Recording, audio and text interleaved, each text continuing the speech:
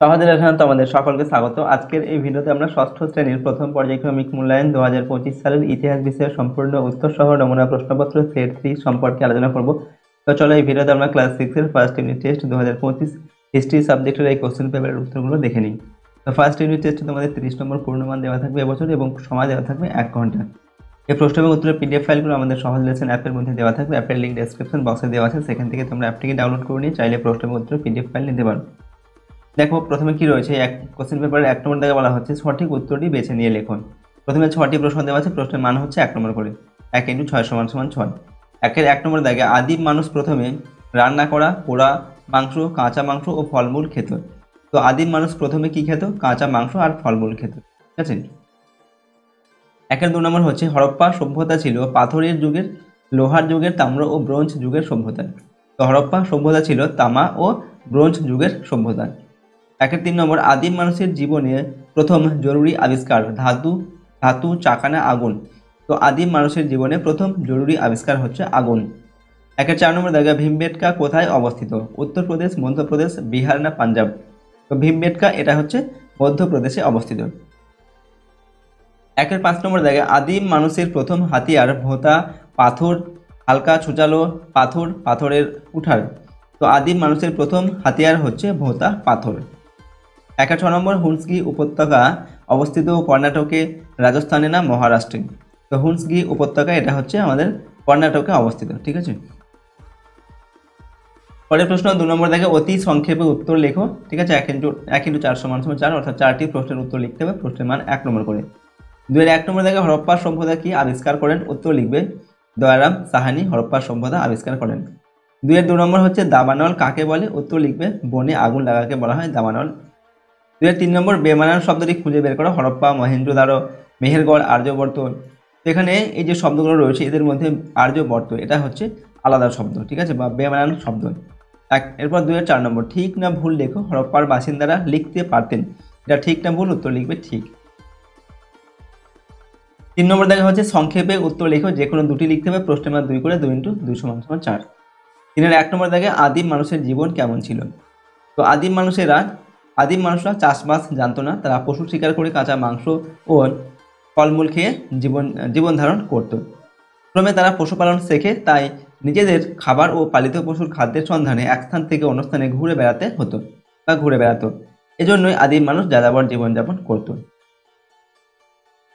2 নম্বর হচ্ছে হরপ্পা ও মহেঞ্জোদারো কত খ্রিস্টাব্দে আবিষ্কৃত হয়? উত্তর লিখবে 1921 খ্রিস্টাব্দে হরপ্পা এবং 1922 খ্রিস্টাব্দে মহেঞ্জোদারো আবিষ্কৃত হয়। নেক্সট হচ্ছে দেখো 3 নম্বর দেখে হরপ্পা সভ্যতার কারিগরি শিল্প সম্পর্কে লেখো। তো হরপ্পা সভ্যতায় বিকশিত কারিগরি শিল্পগুলি হলো, 1 নম্বর হচ্ছে হরপ্পা সম্প্রদায় ধাতুর শিল্পের কারিগররা ধাতুর যন্ত্রপাতি, বাসনপত্র প্রভৃতি তৈরি করতেন। 2 নম্বর মৃৎপাত্রের কারিগররা থালা, বাটি, রান্নার বাসন প্রভৃতি তৈরি করতেন। 3 নম্বর হচ্ছে কাপড় বোনার কারিগর বস্ত্র শিল্পের বিকাশ ঘটিয়েছিল। 4 নম্বর হচ্ছে গয়না শিল্পে, প্রস্তর শিল্পে এই সময় গয়না শিল্প ও প্রস্তর শিল্প এই সময় বিকশিত হয়েছিল। 5 নম্বর এছাড়াও ইট শিল্প, চীনামাটির শিল্প, হাতির দাঁতের শিল্প প্রভৃতি এ সময় বিকশিত হয়েছিল। 4 নম্বর হচ্ছে লুসি কি? উত্তর লিখবে 1974 খ্রিস্টাব্দে প্রায় 32 লক্ষ বছর আগের একটি ছোট মেয়ের কঙ্কালের কিছু অংশ আফ্রিকার ইথিওপিয়ার হাদার নামক স্থানে খুঁজে পাওয়া যায়, এর নাম দেওয়া হয়েছিল লুসি। নেক্সট দেখো 4 নম্বর দেখে যে কোনো দুটি প্রশ্নের উত্তর লিখতে হবে এখান থেকে। 3 × 2 = 6। ঠিক আছে। প্রশ্নের মান 3 নম্বর করে, 3 × 6 নম্বর দেওয়া আছে। তাহলে 1 নম্বর দেখা হচ্ছে আদিম মানুষ কেন জোট বাঁধলো? তো উত্তর লিখবে আদিম মানুষ নানা কারণে জোট বেঁধে থাকতো। 1 নম্বর হচ্ছে তাদের পশু শিকারের কাজ সহজ হতো। 2 নম্বর হিংস্র জীবজন্তুর আক্রমণের হাত থেকে তারা নিজেদের রক্ষা করতে পারত। 3 নম্বর জোট বেঁধে থাকার ফলে আদিম মানুষের খাদ্য সংগ্রহ করা সহজ হয়। 4 নম্বর এরপর দেখো আমরা লিখছি জোট বাঁধার ফল, অর্থাৎ জোট বাঁধার ফলে তাদের কি হয়েছিল? জোট বেঁধে থাকার ফলে আদিম মানুষের অনেক লাভ হয়েছিল। যেমন হচ্ছে 1 নম্বর তাদের মধ্যে সামাজিকতা ও বিভিন্ন সামাজিক গোষ্ঠী গড়ে ওঠে। 2 নম্বর অনেকের মধ্যে নেতৃত্ব দেওয়ার ক্ষমতা গড়ে ওঠে। 3 নম্বর হচ্ছে বিভিন্ন জীবিকার উদ্ভব হয়। তো এগুলো হচ্ছে আদিম মানুষ জোট বেঁধে থাকার ফলে এই সমস্তগুলো হয়েছিল। তাহলে 2 নম্বর দাগে এখানে বলা হচ্ছে টিকা লেখো হুন্সগি উপত্যকা, এটা সম্পর্কে আমাদের টিকা লিখতে বলা হচ্ছে। তো কর্ণাটকের গুলবর্গা জেলার উত্তর পশ্চিমে হুঁসগি উপত্যকা অবস্থিত। এখানকার ইসলামপুর গ্রামের পাশ দিয়ে বয়ে গেছে কাতরা হাল্লান খাল। 1983 সালে মাটি খুঁড়ে সেখানে পুরনো পাথরের যুগের হাতিয়ার মিলেছে। এইগুলি আজ থেকে প্রায় 5 থেকে 6 লক্ষ বছর আগেকার। হাতিয়ারগুলি বেশিরভাগই হাতকুড়ুল, ছোড়া, চাছুনি জাতীয়। ঠিক আছে, নেক্সট প্রশ্ন হচ্ছে কারের 3 নম্বর, হরপ্পা সভ্যতার ব্যবসা বাণিজ্য সম্পর্কে লেখন। তো হরপ্পার অধিবাসীরা অভ্যন্তরীণ এবং বহির্বাণিজ্যের রীতিমতো দক্ষ ছিল। স্থলপথে এবং জলপথে সুমের, ব্যাবিলন, পারস্য, মেসোপটেমিয়া, আফগানিস্তান প্রভৃতি দেশের সঙ্গে তারা বাণিজ্য চালাতো। অন্যদিকে গুজরাটের লোথালে তারা একটি গুরুত্বপূর্ণ সামুদ্রিক বাণিজ্য কেন্দ্র গড়ে তুলেছিল। এখানে জাহাজ মেরামতির জন্য এবং বাণিজ্য দ্রব্য মজুত করার জন্য গুদামঘরের অস্তিত্ব পাওয়া গেছে। বিদেশ থেকে আমদানিকৃত দ্রব্য হলো সোনা, রূপো, তামা, দামি পাথর, হাতির দাঁতের তৈরি চিরুনি, পাখির মূর্তি প্রভৃতি। আর রপ্তানিকৃত দ্রব্য হলো বার্লি, ময়দা, তেল ও পশমজাত দ্রব্য। পরের প্রশ্ন দেখো 5 নম্বর থেকে যে কোনো দুটি প্রশ্নের উত্তর লিখতে বলা হয়েছে। এখান থেকে প্রশ্নের মান 5 নম্বর করে, 5 দুগুণে 10 নম্বর। 5-এর 1 নম্বর দেখে হরপ্পার লিপি সম্পর্কে লেখো। তো প্রথমে আমরা লিখছি দেখো সূচনা দিয়ে প্রায় ইতিহাস যুগের সভ্যতা হরপ্পা সম্পর্কে জানতে এই সভ্যতায় প্রাপ্ত লিপির মূল্য অপরিসীম।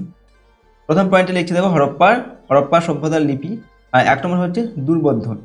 হরপ্পাবাসীরা লিখতে পারতো, কিন্তু সেই লিপি আজ অবধি পড়া সম্ভব হয়নি। শুধু লিপি দেখে এই সভ্যতার সম্বন্ধে খানিকটা অনুমান করা গেছে। 2 নম্বর হচ্ছে সাংকেতিক। হরপ্পার লিপিগুলি সাংকেতিক। লিপিগুলিতে সর্বমোট 375 থেকে 400টির মতন চিহ্ন আছে। তবে মনে করা হয় হরপ্পার লিপিতে বর্ণমালা ছিল না এবং লিপিতে ব্যবহৃত ছোট চিহ্নগুলি সম্ভবত সংখ্যাকে বোঝাতো। 3 নম্বর হচ্ছে লিপি লেখার নিয়ম। হরপ্পার লিপিগুলি লেখা হতো ডান দিক থেকে বাম দিকে। 4 নম্বর দ্রাবিড় ভাষার সঙ্গে মিল। অনেকের অনুমান দ্রাবিড় ভাষার সঙ্গে হরপ্পা সভ্যতার মিল ছিল। 5 নম্বর মাধ্যম। পাত্র, সিলমোহর, তামার ফলক সহ নানা জিনিসের উপরেই হরপ্পার লিপির খোঁজ পাওয়া গেছে। এই সভ্যতার ঢোলাবিরা কেন্দ্র থেকে সাইনবোর্ডের মতো একটি জিনিস মিলেছে। 5-এর 2 নম্বর মহেঞ্জোদারোর স্নানাগারের সংক্ষিপ্ত বিবরণ দাও। তো স্নানাগার হলো স্নান করার জায়গা। এমনই একটি স্নানাগারের খোঁজ পাওয়া গেছে মহেঞ্জোদারোতে। মহেঞ্জোদারোর স্নানাগারটির আয়তন ছিল লম্বায় 180 ফুট, চওড়ায় 108 ফুট এবং উচ্চতায় 8 ফুট। স্নানাগারের চারপাশে সিঁড়ি ছিল। স্নানাগারটি ছিল আয়তাকার। এর মাঝামাঝি অংশে একটি বড় জলাশয় ছিল।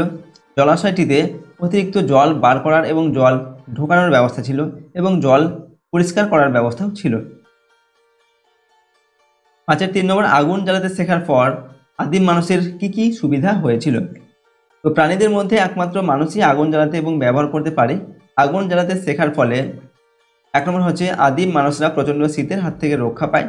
2 নম্বর আগুনকে যেহেতু বন্য পশুরা ভয় পায়, সেহেতু এদের আক্রমণের হাত থেকে আদিম মানুষরা রক্ষা পায়।